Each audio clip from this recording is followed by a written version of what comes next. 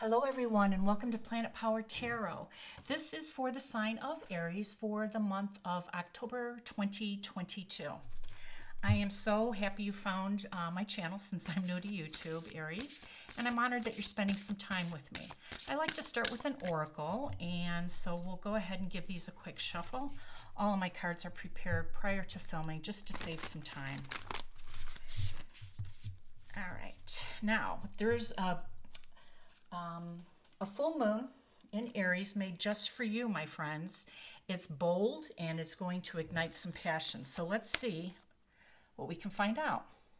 Way of faith. Let faith be your guide. I like it. And let's go ahead and give a quick shuffle to the Animal Spirit Oracle and see what kind of guidance we can get from this deck.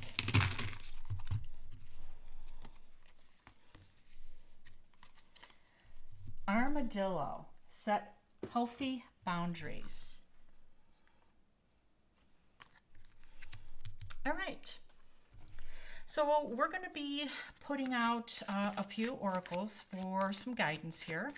And like I said, we know that there is a full moon in Aries occurring October 9th, and it's going to be a great time for you to maybe start a new project, whatever you're passionate about actually, because this is a bold moon.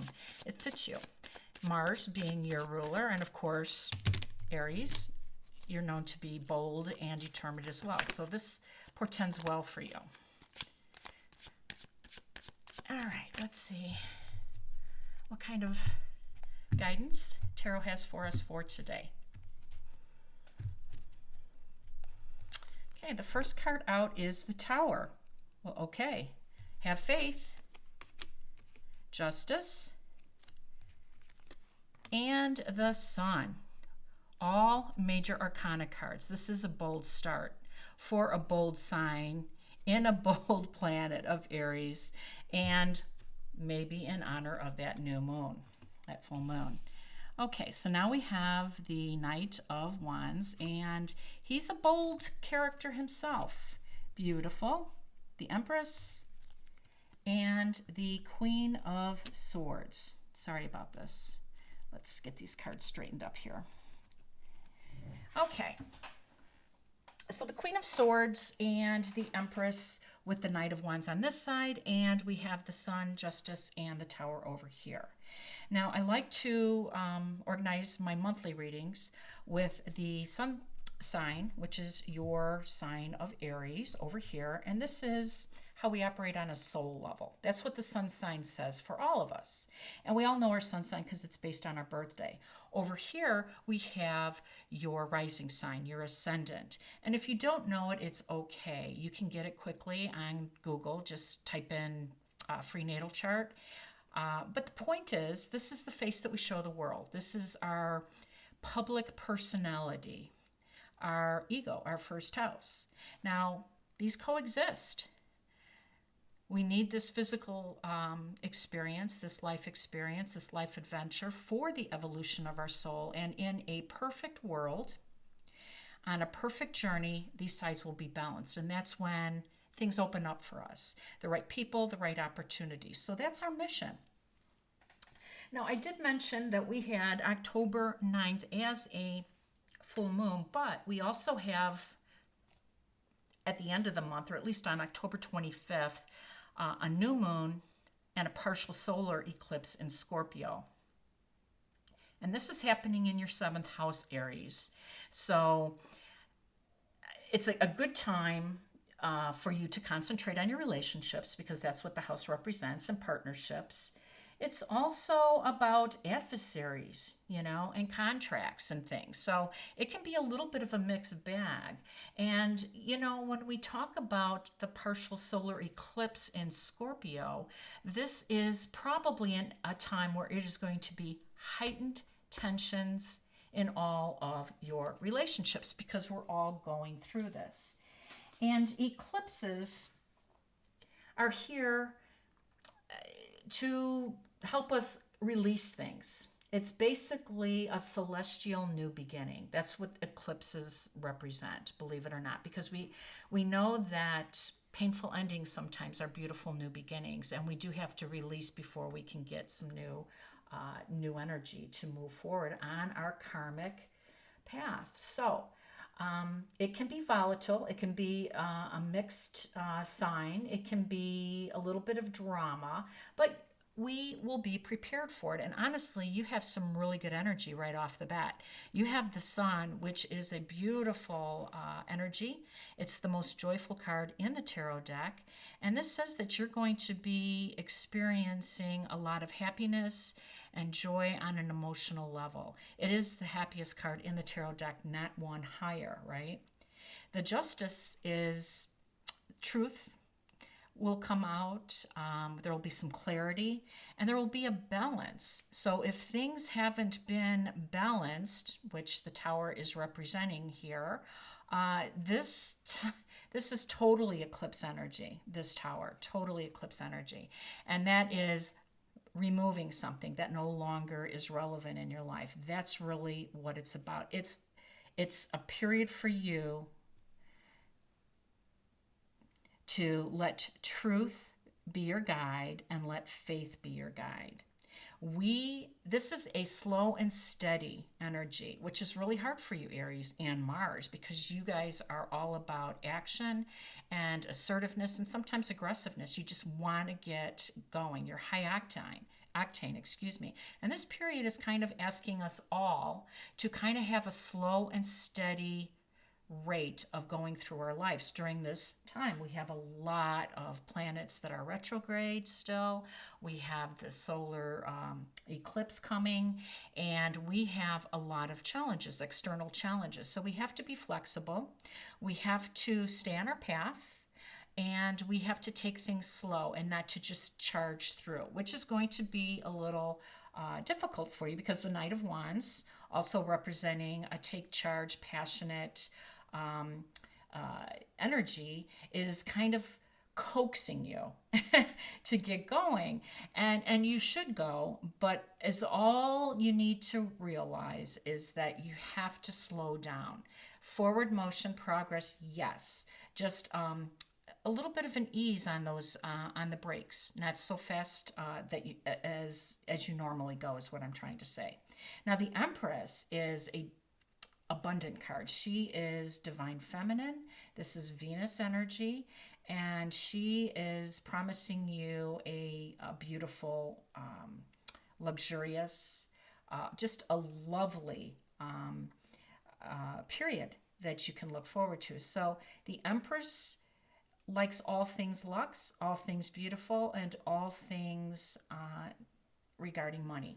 So she is also a very abundant Emperor. She is the most abundant card in here. So you have the happiest card, you have Justice on your side, and you have the most prosperous card in the deck. And then we have the Queen of Swords, and I like that she showed up because the armadillo spirit talks about setting healthy boundaries. And what the Queen of Swords is known for is her communication. All swords are, right? They're about information, communication, and she can be misjudged or misrepresented sometimes because of the style of communication. She gets to the point quickly. She's a direct communicator, and some people find that a little harsh sometimes. But she knows what she's talking about, and she always brings the truth. So you can rely on this information coming to you as being true.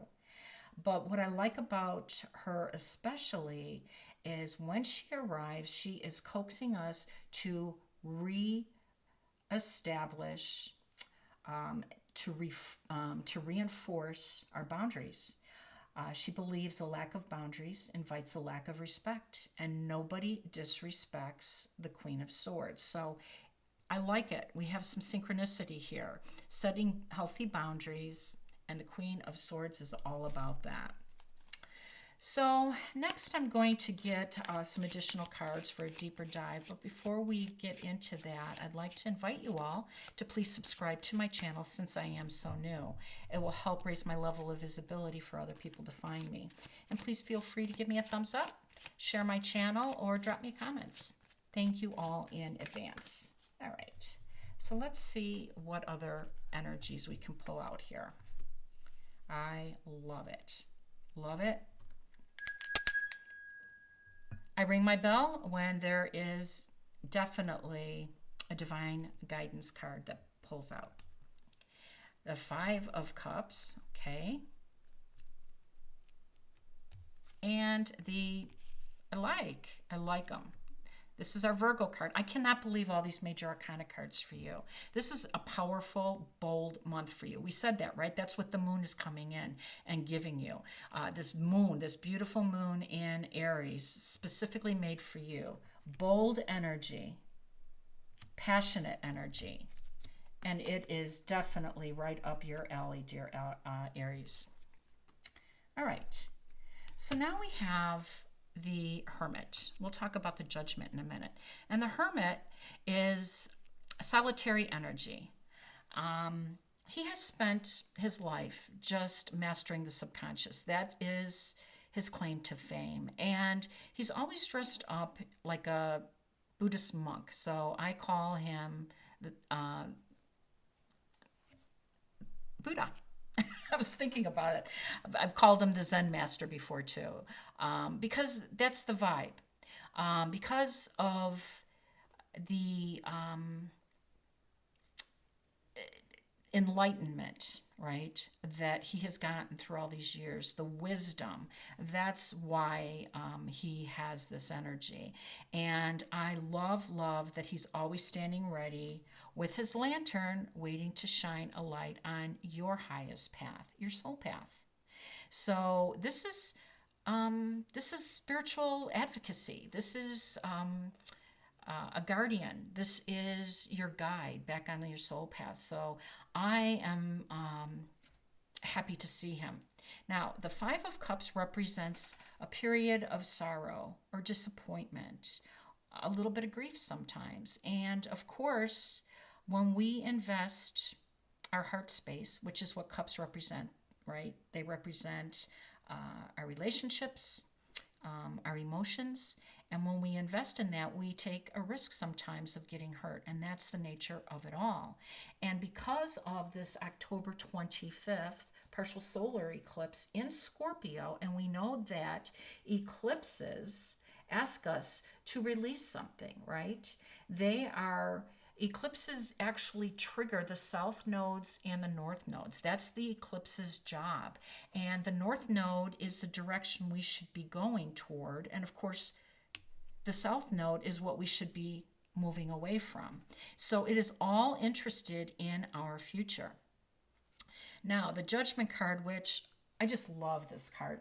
This is a card that is about truth. It's about a spiritual awakening.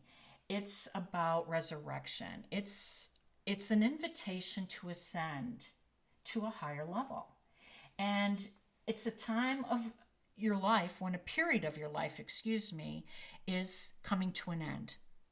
Something is being eclipsed out, and so a period of this life is coming to an end for you. And it is making way for a dynamic new beginning. Again, north nodes, south nodes, we have this eclipse happening October 25th, and this is for everyone. Everyone's going to be dealing with this solar eclipse. Nobody's getting out of this without doing their own work. But if you accept this invitation and embrace this higher level of consciousness, you're going to be able to release your karma, which is the beauty of Judgment, releasing your karma. I am very excited about this. This is totally Scorpio's card. This is a period for you to ascend, for sure. Okay, now we have the Page of Cups. And of course, this is just new energy. This is what the promise is on the other end of this. This is what you have to look forward to. This is where you're going to end up with this new opportunity because you've made way for it.